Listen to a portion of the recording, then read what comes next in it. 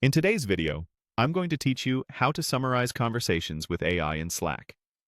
By the end, you'll know how to quickly get to the right place in Slack, focus the conversation you care about, and use Slack's sort and filter tools to set up a clean, high-signal view that AI can summarize accurately.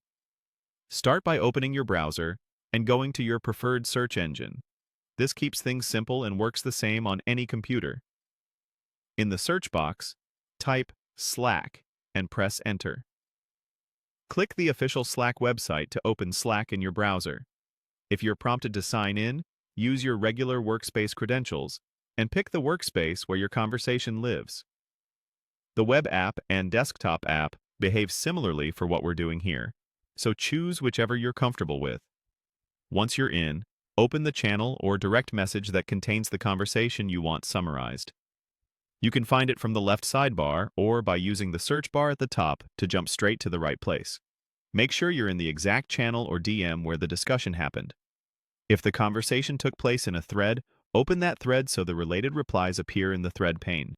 This helps keep context together so the summary won't miss important details. With the conversation open, take a moment to scroll to the rough time frame when the discussion occurred.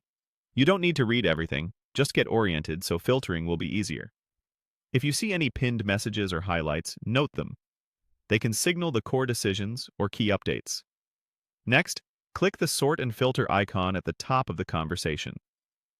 This is your best friend for creating an AI-ready view. Choose a date range that matches the period you want summarized. For example, today, last 7 days, or a custom window around the meeting or launch you're capturing. Narrowing to the right window removes unrelated chatter and dramatically improves the quality of the summary. If your workspace offers additional filters, use them to include or exclude system messages, files, or joins so you keep only the content that matters. You can also adjust sorting if needed, but most of the time the default order is best for reading context.